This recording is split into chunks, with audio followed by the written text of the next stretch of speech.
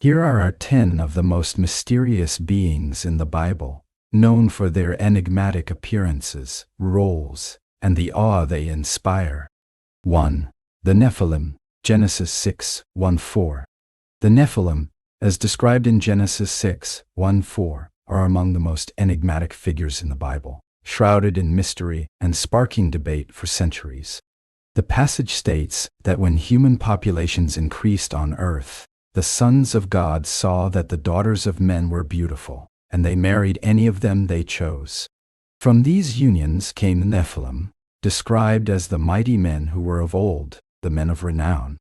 The word Nephilim is often translated as giants, though its precise meaning remains uncertain, deriving from the Hebrew root npl, which means to fall, leading some to interpret them as fallen ones.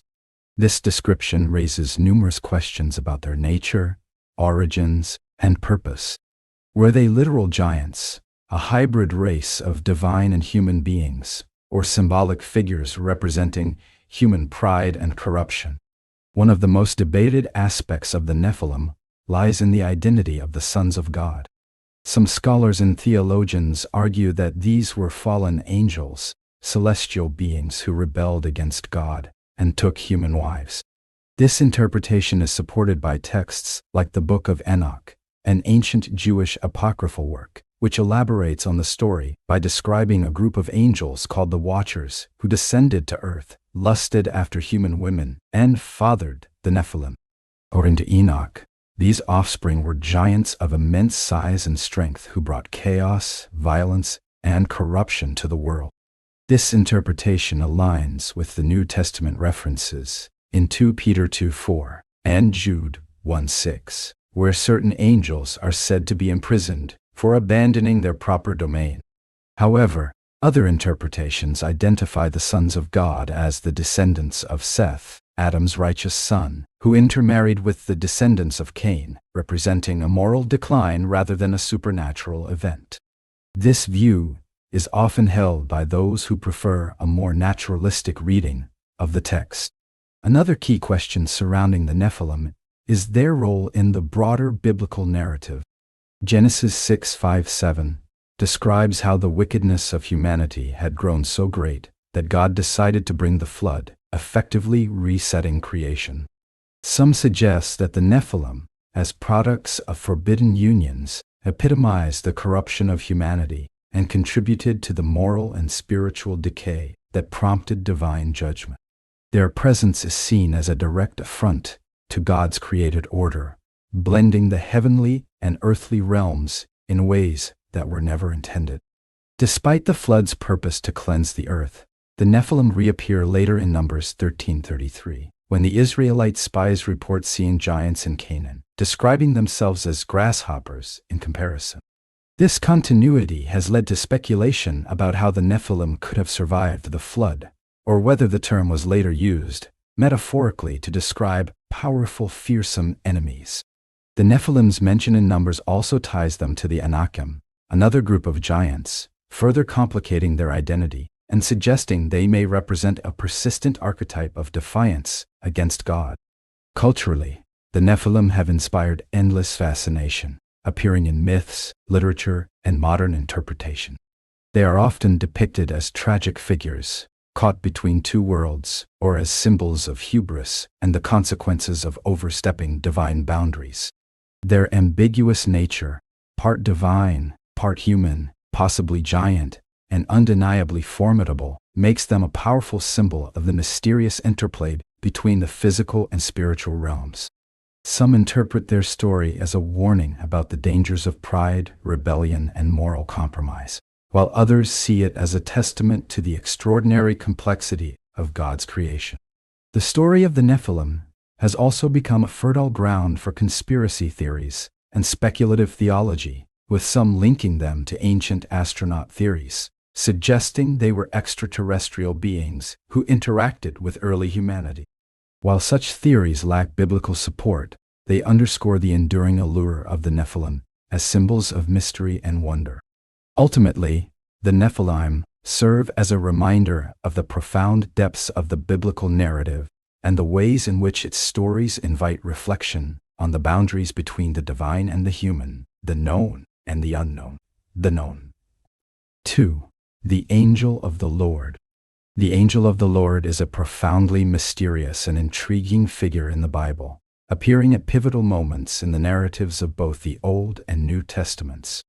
Unlike other angels, this being is unique, often blurring the lines between a heavenly messenger and the direct presence of God himself. The phrase "the angel of the Lord" first appears in Genesis 16:7-14, where Hagar, fleeing from her mistress Sarai, encounters this figure in the wilderness. The angel speaks to her, offering comfort and promises about her descendants. Interestingly, Hagar refers to this being as the God who sees me, implying that the angel of the Lord is more than a mere messenger. This duality, an angel who speaks as if they are God, sets the tone for every subsequent appearance.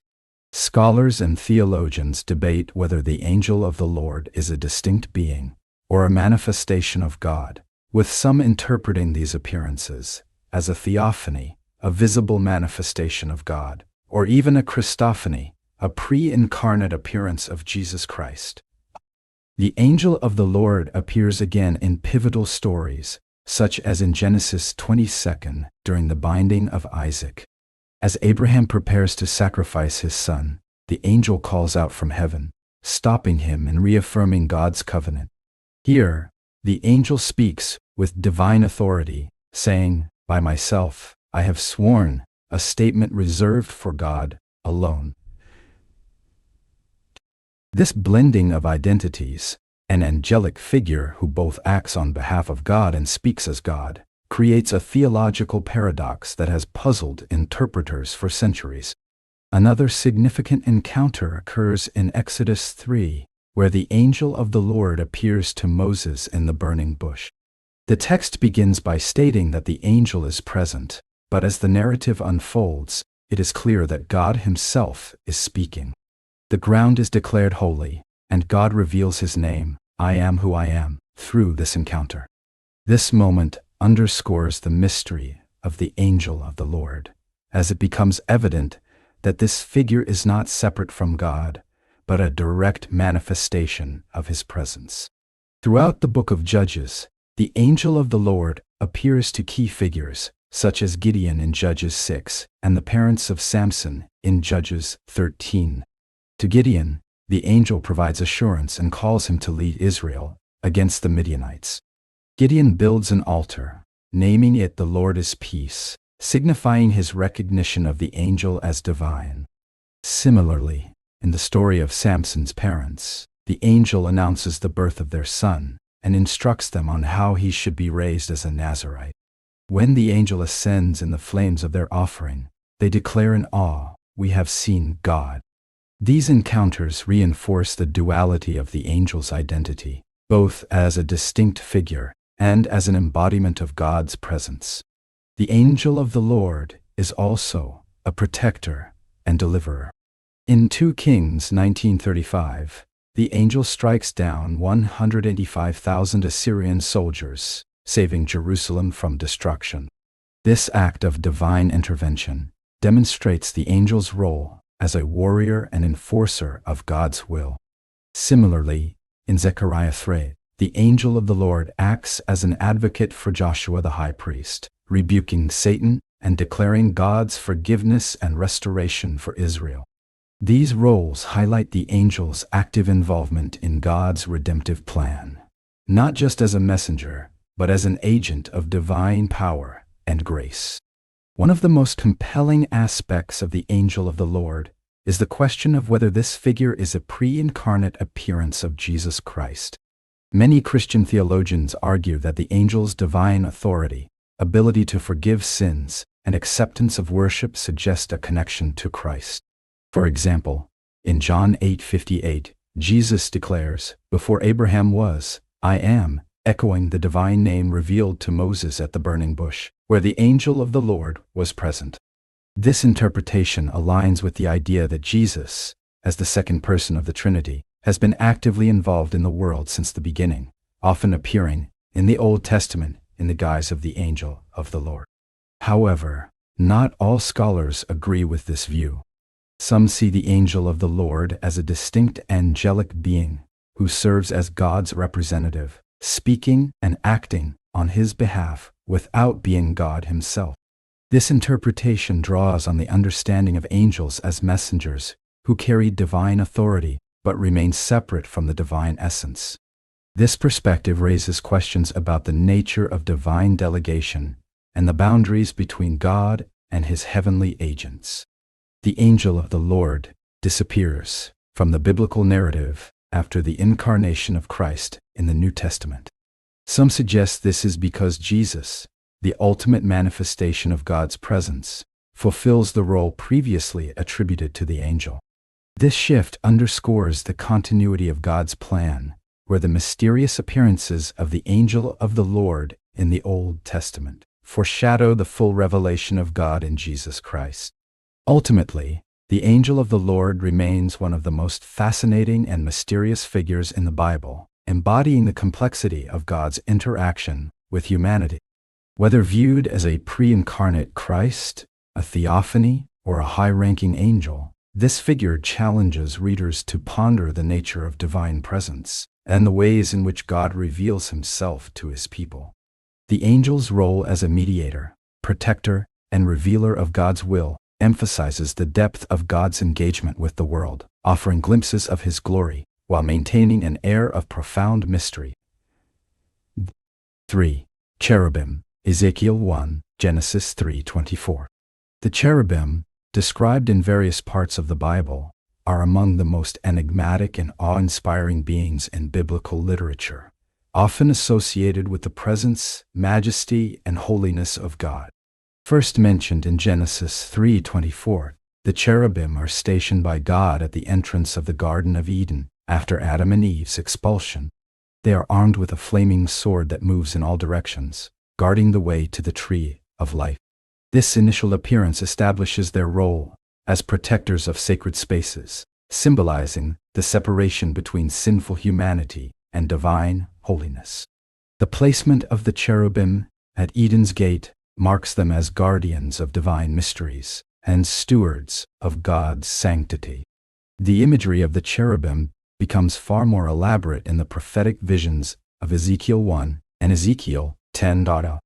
Ezekiel describes them as having a strikingly otherworldly appearance, with 4 faces: human, lion, ox, and eagle, representing intelligence, strength, service, and swiftness, respectively. Each cherub has 4 wings. 2 cover their bodies, symbolizing reverence, while the other 2 stretch outward, facilitating their movement. Their bodies are covered in eyes, signifying their omniscient awareness and their connection to God's all-seeing nature. They are also depicted as moving in perfect coordination, without turning, as they follow the Spirit's direction, suggesting their absolute obedience to God's will. Beneath them are wheels, sometimes called wheels within wheels, that also contain eyes and can move in any direction. These wheels, often referred to as the chariot of God, highlight the cherubim's role as bearers of God's throne, emphasizing mobility and the omnipresence of the divine. The cherubim are deeply associated with God's throne and glory. In Ezekiel 10, they are explicitly described as carrying the throne of God during a vision of divine judgment on Jerusalem. This depiction aligns with the imagery in Psalm 18:10, where God is said to ride on a cherub and fly on the wings of the wind. The cherubim are not only guardians, but also bearers of God's presence, symbolizing his sovereignty and majesty. Their close association with the divine throne underscores their role as intermediaries between heaven and earth, bridging the gap between God's transcendence and his immanence. In addition to their appearances in Genesis and Ezekiel, the cherubim play a significant role in the design of the tabernacle and the temple, as described in Exodus 25 and 1 Kings 6. On the Ark of the Covenant, 2 golden cherubim are positioned on the mercy seat. This placement symbolizes the divine presence, as God is said to dwell between the cherubim, Exodus 25:22. The cherubim on the ark represent both the nearness of God to his people and the reverence required to approach him. Similarly, in Solomon's temple, massive cherubim figures, each 10 cubits tall, were placed in the inner sanctuary, with their wings touching the walls and each other, further emphasizing their role as guardians of holy spaces. The book of Revelation echoes the imagery of the cherubim in its description of the 4 living creatures around God's throne, Revelation 4:6-8. These beings, like Ezekiel's cherubim, have multiple faces and are covered with eyes, continually proclaiming God's holiness, saying, "Holy, holy, holy is the Lord God Almighty." This connection reinforces the idea that the cherubim are not only guardians and bearers of God's presence, but also eternal worshipers, perpetually exalting His glory. The symbolic nature of the cherubim has inspired a wide range of interpretations throughout history. Some view them as representations of divine attributes, wisdom, power, justice, and mercy, while others see them as literal heavenly beings tasked with specific roles. Their surreal and composite appearance has led some scholars to compare them to ancient Near Eastern mythological creatures, such as the Lamassu or Shedyu, winged, human-headed figures that guarded temples and palaces. However, unlike these mythological beings, the cherubim in the Bible are explicitly tied to the worship and service of the one true God, emphasizing their unique role in the biblical worldview. Despite their frequent appearances, the cherubim remain shrouded in mystery. Their exact nature, whether they are purely symbolic, literal beings, or a combination of both, is never fully explained, leaving room for theological reflection and artistic imagination. In art and literature, they are often depicted as angelic figures with childlike innocence, a far cry from their fearsome biblical descriptions, reflecting cultural attempts to humanize and domesticate their otherworldly grandeur. Ultimately, the cherubim embody the tension between God's accessibility and His unapproachable holiness. They are guardians of divine mystery, bearers of God's throne, and eternal worshipers, standing as constant reminders of His power, glory, and transcendence. Their presence in the biblical narrative invites readers to approach God with both awe and reverence, recognizing the sacredness of His dwelling place and the majesty of His eternal rule. The cherubim's role, from Eden to Ezekiel and beyond, weaves a thread of divine holiness and protection throughout Scripture, making them one of the most compelling and enduring symbols of God's interaction with humanity. 4. Seraphim, Isaiah 6:1-7. The seraphim, introduced in Isaiah 6:1-7, are among the most enigmatic and majestic beings described in the Bible, appearing only in this passage with an unparalleled aura of divine holiness and power. The word seraphim derives from the Hebrew root seraph, meaning to burn, which has led many scholars to interpret them as burning ones. This fiery imagery evokes their purity, zeal, and intense association with the presence of God. In Isaiah's vision, he sees the Lord seated on a high and exalted throne, with the hem of His robe filling the temple. The seraphim surround this throne, each possessing 6 wings, 2 to cover their faces, 2 to cover their feet, and 2 for flight. Their posture conveys reverence and humility in the presence of God, as even these exalted beings shield themselves from His overwhelming glory and holiness. The seraphim continually proclaim God's holiness, crying out, "Holy, holy, holy is the Lord Almighty. The whole earth is full of His glory." This triple repetition of holy emphasizes the absolute, incomparable sanctity of God, a characteristic so profound that even the heavenly beings who dwell near Him are in perpetual awe. Their song of worship reverberates through the temple, causing its foundations to shake and filling it with smoke.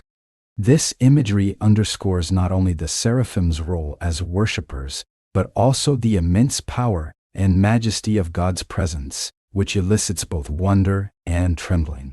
One of the most remarkable aspects of the seraphim's interaction with Isaiah is their role in his purification and commissioning as a prophet.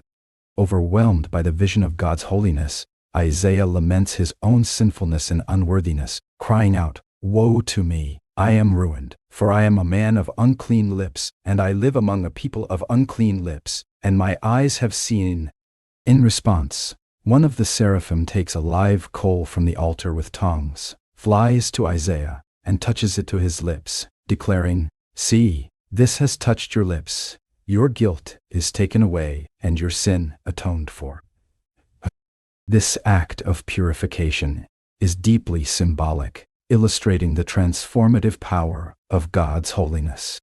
The burning coal, a symbol of divine fire, does not consume Isaiah, but cleanses him, preparing him for his prophetic mission. The seraphim, in this context, serve as agents of God's mercy and grace, bridging the gap between divine holiness and human frailty. The description of the seraphim has captivated theologians, artists, and scholars throughout history, leading to various interpretations of their nature and function.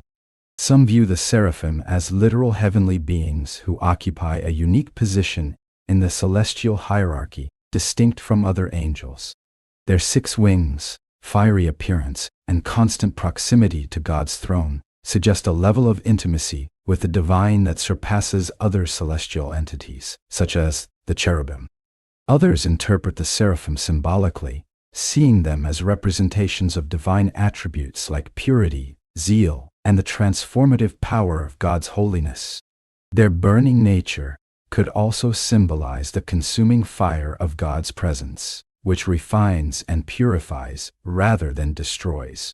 Comparisons between the seraphim and other heavenly beings, such as the cherubim described in Ezekiel 1 and the 4 living creatures in Revelation 4, highlight their unique characteristics. While the cherubim are associated with God's majesty and the protection of sacred spaces, the seraphim appear exclusively as worshippers and purifiers, emphasizing God's holiness and the need for spiritual cleansing to approach Him. Their cry of "Holy, holy, holy" is echoed by the living creatures in Revelation, suggesting a thematic continuity in the depiction of God's throne room across biblical texts. In the broader context of Isaiah's vision, the seraphim's role reflects the tension between God's transcendence and His desire to engage with humanity.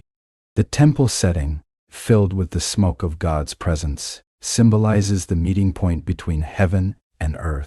The seraphim, with their fiery wings and cleansing coal, act as mediators, facilitating Isaiah's encounter with the divine. This interaction underscores a central theme of the Bible.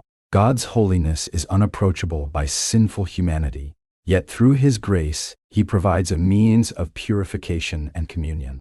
The seraphim's singular appearance in Isaiah 6 has also inspired extensive artistic and literary interpretations. In Christian art, they are often depicted as radiant, fiery beings with multiple wings, embodying their burning purity and otherworldly nature. In literature and theology, they are frequently associated with intense devotion and the transformative power of God's presence. Their perpetual worship of God serves as a model for human worship, emphasizing the awe and reverence due to the Creator. Ultimately, the seraphim represent the overwhelming holiness of God and the transformative power of His presence.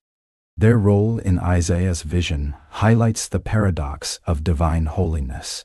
It is both awe-inspiring and terrifying, yet it also brings healing and redemption.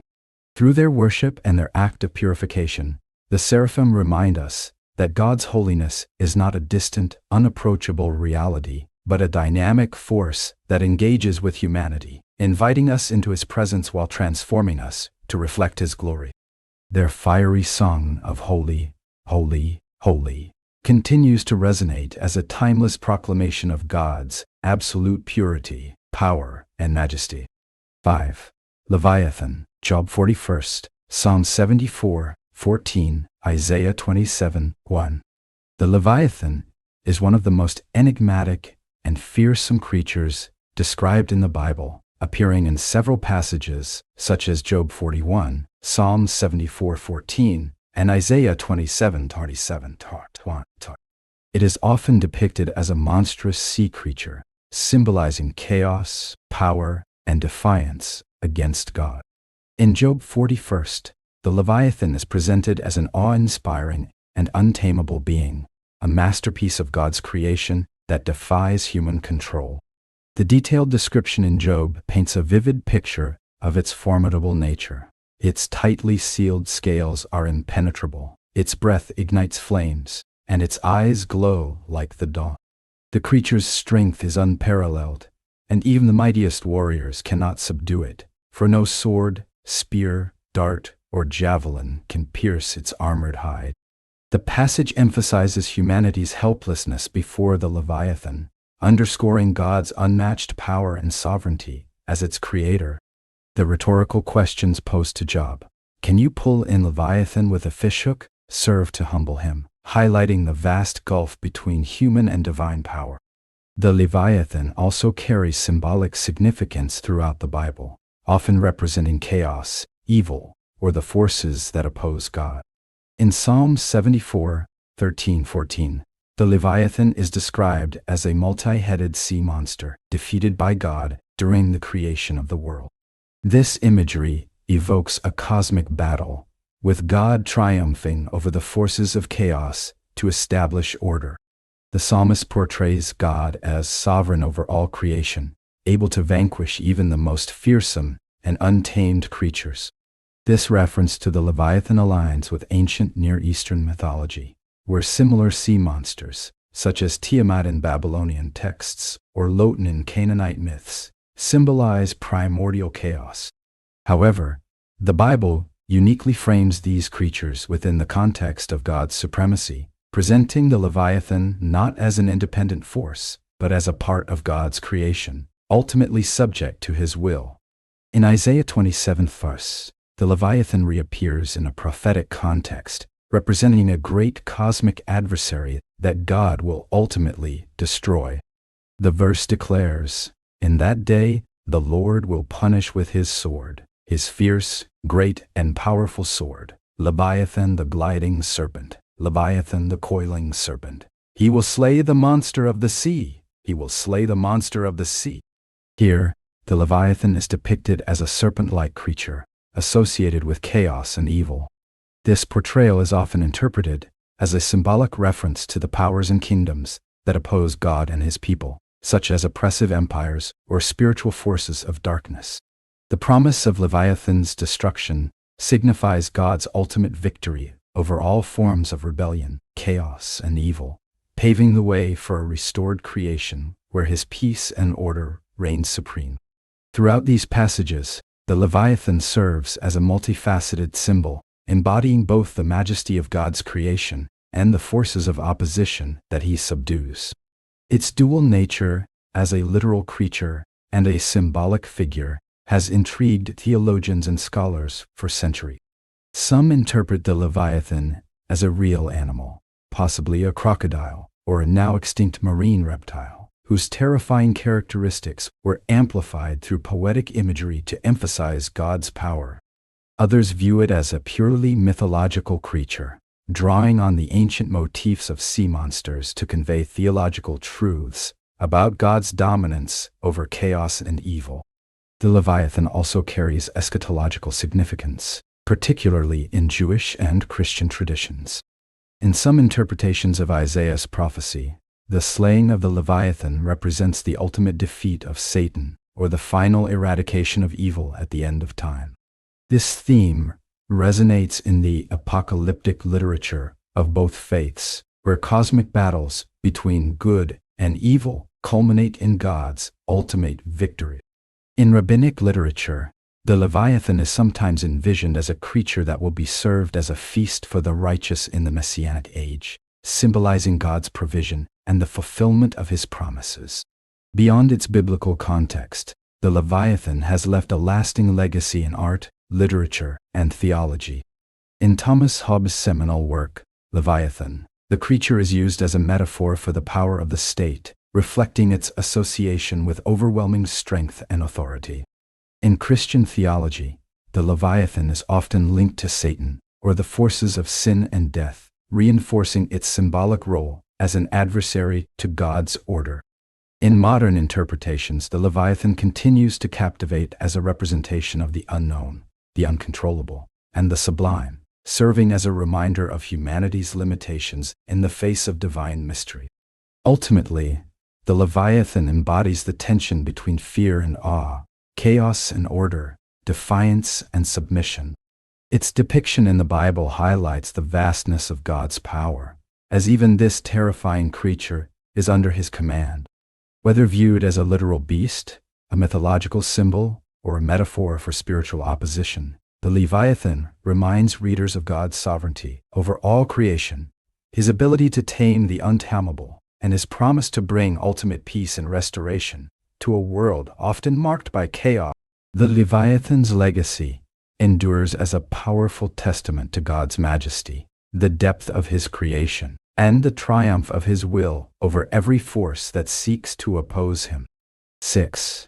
Behemoth, Job 40:15-24. The Behemoth, described in Job 40:15-24, is one of the most enigmatic creatures in the Bible, depicted as a symbol of strength, grandeur, and God's unparalleled creative power. In this passage, God, speaking to Job from a whirlwind, presents Behemoth as an example of his unmatched ability to create and govern the natural world. Behemoth is described as a colossal, land-dwelling creature, unmatched in its might and immovability. The name Behemoth itself, derived from the Hebrew word for beasts, emphasizes its stature as the chief of all land creatures. God begins by drawing Job's attention to Behemoth, stating, "Look at Behemoth, which I made along with you," highlighting its shared origin with humanity, and underscoring that even this seemingly invincible creature is part of God's creation, not a rival force. The physical description of Behemoth is strikingly vivid and has sparked much debate over its identity. The text describes it as a powerful herbivore, one that feeds on grass like an ox. Its strength lies in its loins and the power of its muscles. The phrase "its tail sways like a cedar" has been the source of significant discussion, as it suggests an enormous, sturdy tail that resembles a cedar tree. Some interpreters take this as evidence that Behemoth may refer to a now extinct creature, such as a dinosaur like the Brachiosaurus or Diplodocus, while others suggest it could symbolize an elephant or hippopotamus, though these animals' tails are far less impressive than a cedar tree. The text also describes its bones as tubes of bronze, and its limbs as bars of iron, emphasizing its unparalleled strength and endurance. Behemoth is further depicted as a creature that dwells near water, suggesting a habitat by rivers or marshes. It drinks from the river without fear, its massive body unshaken even by rushing currents. The passage paints a picture of a creature perfectly suited to its environment, utterly unperturbed by the forces of nature that might overwhelm lesser beings. The imagery of Behemoth, lying under the lotus plants, hidden among reeds in the marsh, evokes a sense of peaceful dominance, as even its repose demonstrates its unmatched authority in the natural world. No predator dares to challenge it, emphasizing its position as the uncontested ruler of its domain. The theological significance of Behemoth lies in its role as a testament to God's creative power and sovereignty. By presenting this creature to Job, God shifts the focus away from Job's suffering and toward the grandeur of creation. Behemoth, described as the first of the works of God, is portrayed as a masterpiece, a living demonstration of God's ability to create beings of immense power and complexity. Yet, despite its strength, Behemoth is not beyond God's control. The text notes that only God can approach it with a sword, signifying that even this seemingly invincible creature remains subject to its Creator's will. This underscores a central theme of the book of Job, the vastness of God's wisdom and power, which far surpass human understanding. Throughout history, Behemoth has inspired various interpretations and debates regarding its identity and symbolism. Some see it as a literal creature, perhaps a now extinct megafauna, or a poetic representation of a known animal like the hippopotamus or elephant. Others view it as a mythological or symbolic figure, representing untamed nature or humanity's inability to comprehend God's work fully. In this context, Behemoth serves as a metaphor for the uncontrollable and awe-inspiring aspects of creation that reflect God's infinite power. The pairing of Behemoth with Leviathan, a sea creature described in the following chapter, reinforces this symbolic reading, with the two creatures together representing the terrestrial and aquatic realms, both under God's dominion. Behemoth's description also resonates with ancient Near Eastern mythological motifs, where massive beasts often symbolized chaos or divine power. However, the Bible reframes these motifs to emphasize monotheism and God's control over all creation. Unlike the chaotic forces represented by mythical creatures in other traditions, Behemoth is not a rival to God, but a creation entirely subject to his authority. This reframing shifts the narrative from one of cosmic conflict to one of divine sovereignty, with Behemoth serving as an example of God's orderly and purposeful design. In modern interpretations, Behemoth has taken on broader symbolic meanings, often representing the overwhelming and incomprehensible aspects of the natural world. Its depiction as a creature of immense strength and untouchable by human hands serves as a humbling reminder of humanity's limitations in the face of God's creation. At the same time, Behemoth's peaceful existence in its environment suggests harmony within God's design, a balance that humanity is invited to observe and respect. Ultimately, Behemoth stands as a powerful testament to the majesty of God's creation, reminding Job, and by extension, all readers, of the Creator's unmatched wisdom and power. Whether understood as a literal creature, a symbolic figure, or a blend of both, Behemoth invites reflection on the grandeur of the natural world and the greatness of the God who fashioned it. Its immovable strength and serene dominance reflect the order and purpose inherent in creation, serving as a reminder that even the mightiest of beings are subject to the will of the Almighty. In the context of Job's story, Behemoth shifts the focus from human suffering to divine sovereignty, encouraging trust in God's wisdom and the acknowledgement of his unparalleled authority over all things. 7. The four living creatures, Revelation 4:6-8. The four living creatures, described in Revelation 4:6-8, are some of the most extraordinary and mysterious beings in the Bible, embodying a blend of symbolic imagery and profound theological significance. John's vision of these creatures occurs within the heavenly throne room, a place of unparalleled majesty and divine glory. Surrounding the throne of God, the four living creatures are introduced as integral participants in the eternal worship of the Almighty. John describes them as being full of eyes, in front and behind, symbolizing their omniscience or complete awareness, as well as their ability to perceive and understand God's will and creation. Their unique appearance, with each creature resembling a different aspect of creation, a lion, an ox, a man, and an eagle, represents the totality of God's creation, emphasizing their role as representatives of all life in the worship of the Creator.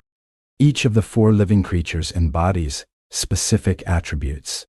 The first, resembling a lion, signifies strength, majesty, and authority, often associated with kingship and leadership. The second, like an ox, symbolizes service, endurance, and sacrifice, reflecting the humble yet powerful aspects of God's creation. The third, with the face of a man, highlights intelligence, wisdom, and the spiritual capacity unique to humanity, reflecting the image of God in mankind. The fourth, like a flying eagle, signifies swiftness, vision, and transcendence, often associated with divine sovereignty and the ability to rise above earthly limitations.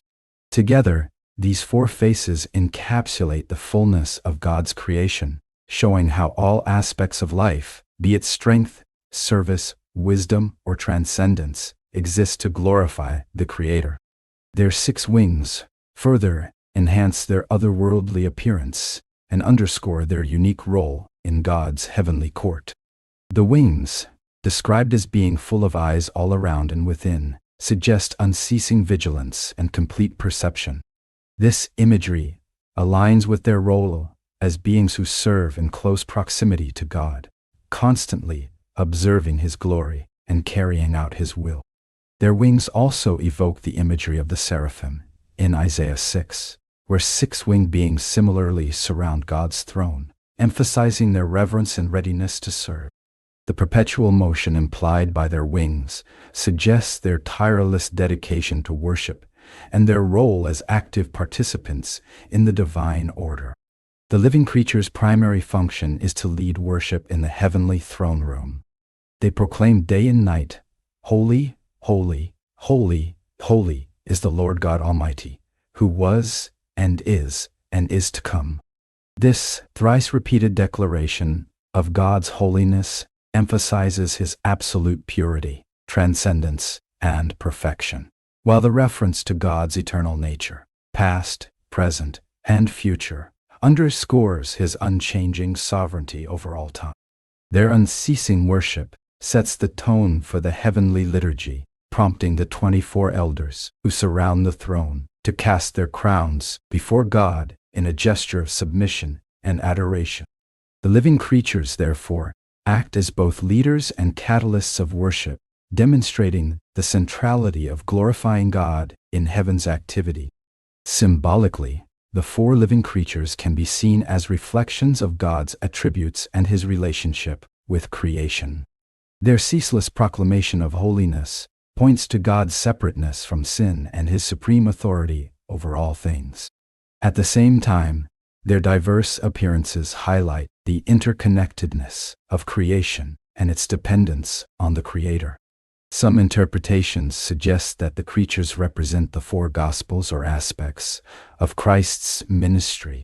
The lion symbolizes Christ as the King, Matthew; the ox as the servant, Mark; the man as the Son of Man, Luke; and the eagle as the divine, transcendent Word of God, John. This association with the Gospels reinforces the idea that the living creatures serve as witnesses to the fullness of God's redemptive work. The imagery of the 4 living creatures also resonates with earlier biblical visions, such as those found in Ezekiel 1 and Ezekiel 10, where similar beings are described in the prophet's visions of God's glory. Ezekiel's cherubim share characteristics with John's living creatures, such as multiple faces and an intimate connection to God's throne, suggesting a continuity in the depiction of heavenly beings across Scripture. However, while Ezekiel's cherubim emphasize God's mobility and interaction with the earthly realm, the living creatures in Revelation focus on the perpetual worship of God and the acknowledgement of His eternal reign. The 4 living creatures are also deeply symbolic of God's providence and dominion over creation. Their constant presence around the throne signifies that all aspects of creation exist to glorify God and are under His sovereign rule. The eyes covering their bodies suggest not only their comprehensive awareness, but also God's omniscience, as they act as His agents, seeing and understanding everything within creation. This dual role, as worshipers and witnesses, underscores their importance in the cosmic order, reflecting both the glory of God and His intricate relationship with the world He has made. In theological terms, the living creatures challenge human understanding of worship and divine majesty. Their unceasing adoration of God serves as a model for believers, emphasizing that true worship is continuous and centered entirely on God's holiness and worthiness. Their presence around the throne reminds readers of God's ultimate authority and the purpose of all creation. The overwhelming imagery of these beings, both majestic and strange, conveys the incomprehensible beauty and majesty of God's heavenly court, inviting readers to approach the divine with awe and reverence. Ultimately, the 4 living creatures represent a profound blend of symbolism, worship, and theological insight. They serve as eternal worshipers, proclaiming God's holiness and sovereignty, and as representations of God's relationship with creation, reflecting its diversity, purpose, and dependence on Him. Through their ceaseless praise and their intimate connection to God's throne, the living creatures embody the ultimate purpose of all life, to glorify the Creator, who is holy, eternal, and almighty. Their depiction in Revelation invites readers to marvel at the grandeur of God's heavenly kingdom and to join in the chorus of worship that echoes throughout eternity. 8. The Watchers, Daniel 4:13-17. The Watchers mentioned in Daniel 4:13-17 are one of the most mysterious groups of heavenly beings in the Bible, playing a critical role in the divine order and governance of earthly affairs.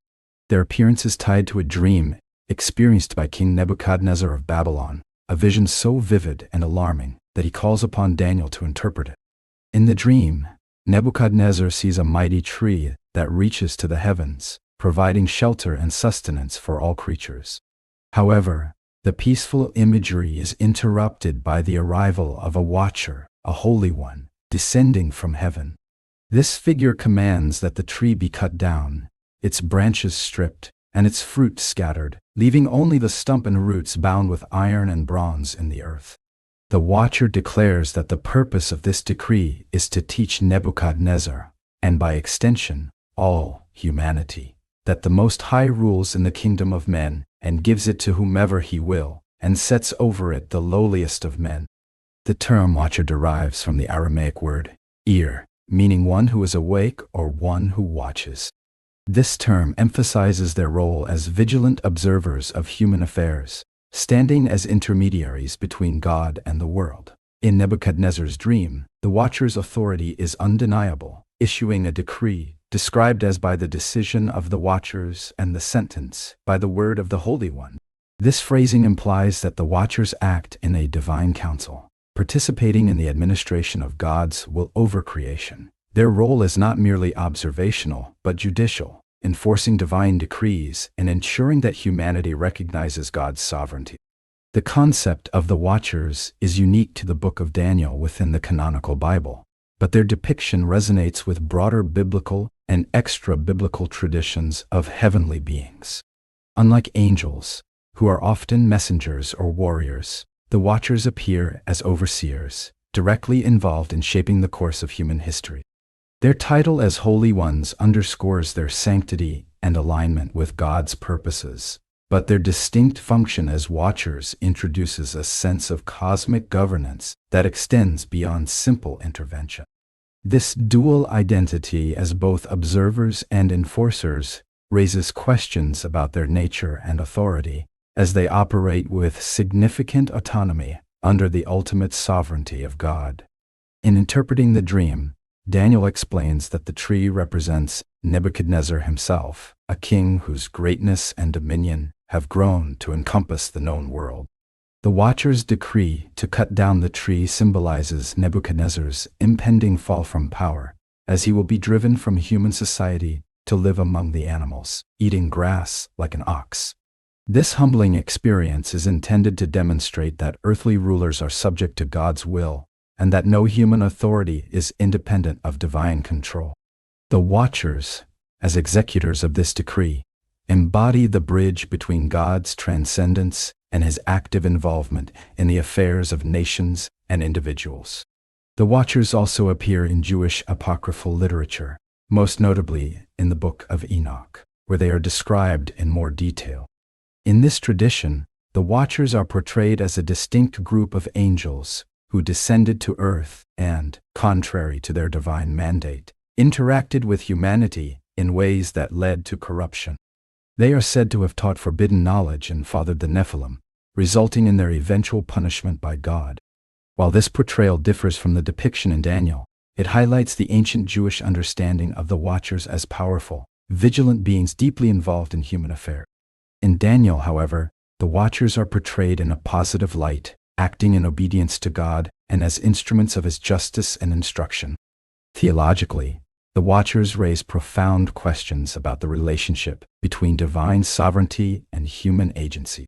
Their role in Nebuchadnezzar's dream underscores the idea that God's rule extends to all realms of existence, but it also suggests a structured hierarchy within the heavenly realm. The Watchers, as part of this hierarchy, reflect the meticulous care with which God governs creation, ensuring that His will is executed in both the spiritual and earthly domains. Their vigilant presence implies that nothing escapes God's notice, and their active participation in events like Nebuchadnezzar's downfall demonstrates that divine justice operates on both individual and collective levels. Symbolically, the Watchers represent accountability and the inevitability of divine judgment. Their appearance in Nebuchadnezzar's dream serves as a stark reminder that even the most powerful rulers are ultimately answerable to God. The Watcher's decree, which humbles a king renowned for his pride and arrogance, reflects a recurring biblical theme, that God opposes the proud but gives grace to the humble. By reducing Nebuchadnezzar to the state of a beast, the Watchers enact a profound transformation that brings the king to acknowledge the supremacy of the Most High. The Watcher's role also has implications for understanding the broader biblical concept of heavenly beings. Their unique identity as holy ones who issue decrees sets them apart from traditional angelic roles, suggesting a more complex celestial order than is often assumed. Their actions in Daniel reveal a heavenly council that participates in God's rule, echoing the divine assemblies described in passages like Job 1:6 or Psalm 82. This depiction enriches the biblical narrative, providing a glimpse into the heavenly realm's active involvement in human history. In modern interpretations, the Watchers have become a subject of fascination, often linked to themes of divine justice, cosmic order, and the balance between free will and divine intervention. They appear in various theological discussions, literature, and even pop culture, where their role as vigilant overseers and enforcers of divine decrees continues to captivate the imagination. Their mysterious nature and limited mention in the Bible leave much to speculation, but their presence in Daniel serves as a powerful reminder of God's ultimate authority over all creation. Ultimately, the Watchers in Daniel 4 symbolize the unbroken connection between heaven and earth, the vigilance of God's administration, and the inevitability of divine justice. Their decree to humble Nebuchadnezzar highlights the interplay between divine mercy and judgment, as even the king's fall serves a redemptive purpose, leading him to recognize God's sovereignty. The Watchers, as holy ones who watch, judge, and act, stand as a testament to the active, ever-present governance of the Most High, whose wisdom and power encompass all realms of existence. 9. Melchizedek, Genesis 14:20, Hebrews 7. Melchizedek is one of the most enigmatic and significant figures in the Bible, appearing briefly in Genesis 14:18, 20, and later, receiving extensive theological exposition in Hebrews 7. His first mention occurs during Melchizedek is introduced as both the king of Salem and a priest of God Most High, El Elyon, a dual role that sets him apart from other biblical figures. He brings out bread and wine and blesses Abraham, saying, "Blessed be Abram by God Most High, creator of heaven and earth, and praise be to God Most High, who delivered your enemies into your hand." In response, Abraham gives Melchizedek a tenth of everything, acknowledging his spiritual authority. Despite this brief appearance, Melchizedek's identity, role, and significance have fascinated theologians and scholars for millennia. Melchizedek's dual role as both king and priest is central to his mystery and importance. As the king of Salem, which many interpret as an early reference to Jerusalem, he is associated with peace and righteousness. His name, Melchizedek, translates to King of Righteousness. As a priest, he serves God Most High, a title that reflects a universal understanding of God, transcending the ethnic and national boundaries typically seen in biblical narratives. This priestly role predates the establishment of the Levitical priesthood, under Moses, making Melchizedek an archetype of a priesthood that is eternal and divinely appointed, rather than inherited or tied to lineage.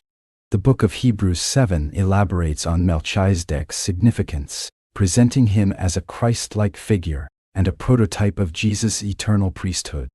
The author of Hebrews emphasizes Melchizedek's lack of recorded genealogy, stating, "Without father or mother, without genealogy, without beginning of days or end of life, resembling the Son of God, he remains a priest forever." This absence of lineage, coupled with his eternal priesthood, sets Melchizedek apart from the Levitical priests, whose service was temporary and dependent on lineage.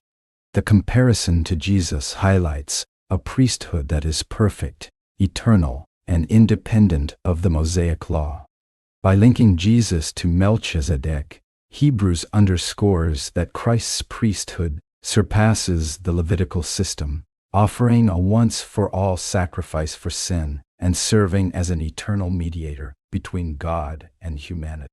Melchizedek's offering of bread and wine to Abraham has also been interpreted as a foreshadowing of the Eucharist, further connecting him to Christ. This act of fellowship and blessing emphasizes the priestly role of mediation and provision, which parallels Jesus' role in offering his body and blood for the salvation of humanity. The symbolism of bread and wine, central to Christian worship, ties Melchizedek's brief narrative to the broader redemptive story of the Bible. Theologically, Melchizedek serves as a bridge between the Old and New Testaments, linking God's covenant with Abraham to the fulfillment of that covenant in Jesus Christ. In Psalm 110:4, a messianic prophecy declares, "You are a priest forever in the order of Melchizedek," directly connecting Melchizedek's priesthood. The author of Hebrews picks up this prophecy to demonstrate that Jesus fulfills and transcends the roles of both priest and king, offering an eternal priesthood that brings salvation and establishes God's kingdom of righteousness and peace. Melchizedek's role as a king-priest also challenges traditional boundaries between sacred and secular authority. In the biblical narrative, kings and priests typically held distinct roles, with kings governing earthly matters and priests mediating between God and humanity. Melchizedek, however, embodies both roles seamlessly, prefiguring Jesus, who is described as both the King of Kings and the ultimate high priest. This combination of roles underscores the completeness and unity of God's redemptive plan, as seen in Jesus, who reconciles the spiritual and material realms under his lordship. Historically and culturally, Melchizedek has sparked numerous interpretations and debates. In Jewish tradition, he is often seen as a revered priest-king, whose encounter with Abraham solidified the acknowledgement of God's universal sovereignty. Some Jewish writings associate Melchizedek with Shem, the son of Noah, while others view him as an angelic or pre-incarnate figure. In Christian theology, Melchizedek is frequently regarded as a typology of Christ, highlighting Jesus' unique and eternal priesthood. Some early church fathers even speculated that Melchizedek was a theophany, a direct appearance of the pre-incarnate Christ, though this view is less commonly held today. In addition to biblical and theological interpretations, Melchizedek has captured the imagination of mystics and writers, appearing in apocryphal texts and esoteric traditions. The Dead Sea Scrolls contain references to Melchizedek as a heavenly figure, portraying him as a judge who will play a role in the final judgment and the defeat of evil. In medieval and modern mystical traditions, Melchizedek is sometimes seen as a symbol of divine wisdom or a guardian of sacred knowledge, further enhancing his enigmatic aura. Despite the brevity of his appearances, Melchizedek's legacy is profound. He embodies themes of universality, divine appointment, and the integration of righteousness and peace.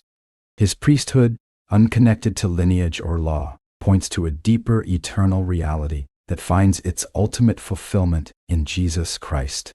Through Melchizedek, the Bible reveals a glimpse of God's plan for a priest-king who mediates between heaven and earth, offering eternal blessings and establishing an unshakable kingdom of peace and justice. Ultimately, Melchizedek stands as a testament to God's unfolding redemptive plan, transcending the boundaries of time, culture, and tradition. His presence in Genesis, Psalm 110, and Hebrews weaves together the story of God's covenant with humanity, showing how the temporary systems of the Old Testament point to the eternal realities fulfilled in Christ. Whether viewed as a historical figure, a symbolic archetype, or a typology of Jesus, Melchizedek invites us to reflect on the nature of God's sovereignty, the unity of his purpose, and the perfection of his eternal priesthood. Through him, we are reminded that God's ways are higher than ours, and his plan for salvation is both mysterious and magnificent, encompassing all of history and culminating in the person of Jesus Christ. 10. Abaddon Apollyon, Revelation 9:11. Abaddon, also known as Apollyon in Greek, is one of the most enigmatic and fearsome figures in the Bible, specifically mentioned in Revelation 9:11. This mysterious entity is described as the king of the bottomless pit, abyss, and is associated with destruction and chaos. The name Abaddon originates from the Hebrew word meaning destruction or place of destruction, and it is often used in the Old Testament to refer to the realm of the dead or the grave, e.g., Job 26:6, Proverbs 15:11. In the Greek text of Revelation, this figure is also called Apollyon, which means destroyer, emphasizing his role as an agent of divine judgment and a force of overwhelming destruction. Together, these names reflect a being or force that is both deeply tied to death and chaos, and under the sovereignty of God. The primary reference to Abaddon Apollyon occurs in the dramatic vision of the fifth trumpet judgment in Revelation 9. In this passage, John describes a terrifying scene where a star falls from heaven, symbolizing an angelic being who is given the key to the abyss. When the abyss is unlocked, smoke billows out, darkening the sky. And out of the smoke emerges a swarm of locusts with scorpion-like power.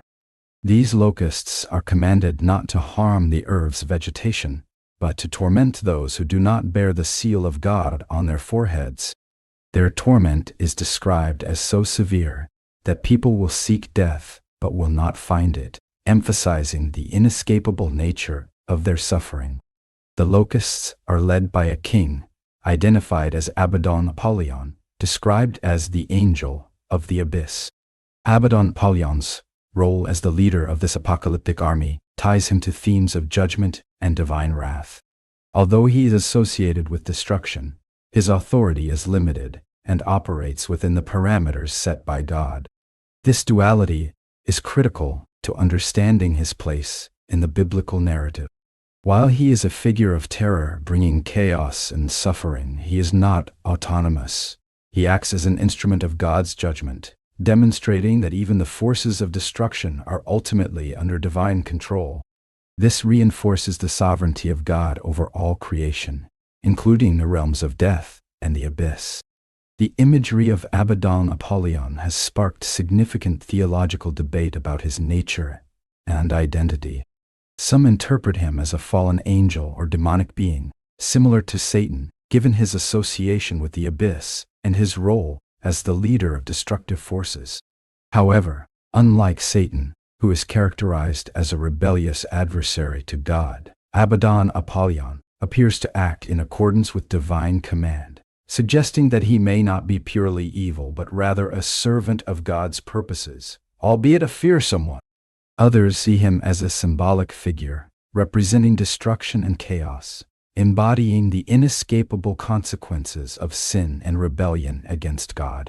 The abyss itself, over which Abaddon Apollyon reigns, is a recurring concept in biblical and apocryphal literature, often portrayed as a deep, dark, and chaotic realm. In the New Testament, it is associated with the imprisonment of demonic forces, Luke 8:31, where demons beg not to be sent to the abyss, and serves as a holding place for spiritual powers until the time of final judgment. In Revelation, the unlocking of the abyss signifies a release of pent-up forces of chaos and destruction, highlighting the escalating severity of God's judgments during the end times. Abaddon Apollyon's role in this context aligns with broader biblical themes of destruction, as both a consequence of human sin and a tool for divine purification. The locust-like creatures he leads are a vivid reminder of the plagues of Egypt in Exodus, where locusts were used as an instrument of divine wrath against Pharaoh and his people. However, in Revelation, the focus shifts from physical devastation to spiritual torment, emphasizing the depth of judgment that awaits those who reject God.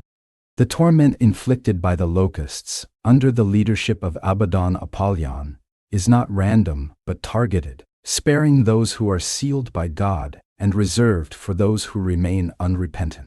In addition to his role in Revelation, Abaddon appears in Jewish and Christian traditions as a figure tied to the end times and the final judgment. In some apocryphal texts, Abaddon is depicted as a personification of death and destruction, ruling over the underworld.